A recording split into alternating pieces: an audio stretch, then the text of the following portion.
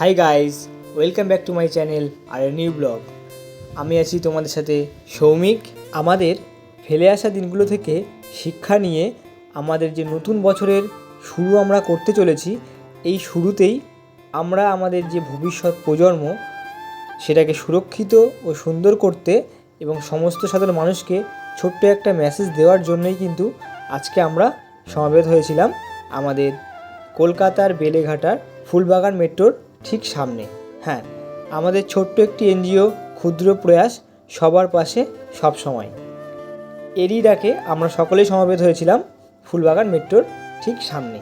বৃক্ষের তলে মিলবে ছায়া, পাবে মিষ্টি ফল, বৃক্ষরোপণ করলে পরে শীতল হবে ভূমিস্থল, বন্ধ করলে জল নষ্ট, আগামী প্রজন্ম পাবে না কষ্ট। হ্যাঁ বন্ধুরা, এই দুটো মেসেজ দেওয়ার জন্যই কিন্তু আমরা নেমেছিলাম রাস্তায়। তার কারণ সমস্ত মানুষ কিন্তু বিভিন্ন পেশা এবং বিভিন্ন কর্মের সাথে যুক্ত। হ্যাঁ, কিন্তু পরিবেশ থেকে তো আমরা অক্সিজেন নিই, তো আমাদের উচিত পরিবেশের খেয়াল রাখা। কারণ বর্তমানের দিনে যেভাবে তাপমাত্রা বাড়ছে, তো আমরা যদি সকলে মিলে একটি ছোট্ট চারাগাছের দায়িত্ব নিই, তো আমাদের আগামী প্রজন্ম কিন্তু আরও ভালো হবে। তাই আমরা যদি আমাদের কর্মজীবনের পাশাপাশি পরিবেশের দিকেও একটু সচেতন হই, তাহলে কিন্তু আমাদের কোনো ক্ষতি হবে না। তো এই দিন আমরা চারাগাছের পাশাপাশি সমস্ত সাধারণ মানুষদের জন্যই কিন্তু রেখেছিলাম কিছু ঠান্ডা পানীয়। কারণ সেই দিন কিন্তু তীব্র গরম ছিল, তো আমাদের ইচ্ছাও ছিল যে আমরা রাস্তার ধারে এরকম একটি ঠান্ডা শরবতের ব্যবস্থাও করি। তো দুটো সেদিন একসাথেই কিন্তু আমাদের রাখা হয়েছিল।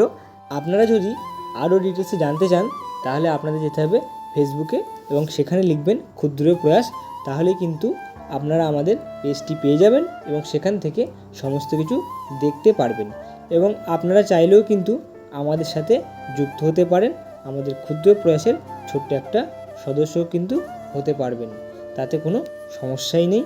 এবং চেষ্টা করবেন আগামী দিনে আমাদের এই ক্ষুদ্র প্রয়াস যেন সমস্ত মানুষের পাশে থাকতে পারে এবং এই রকম বিভিন্ন সমাজমূলক জনকল্যাণমূলক কাজে এগিয়ে যেতে পারে।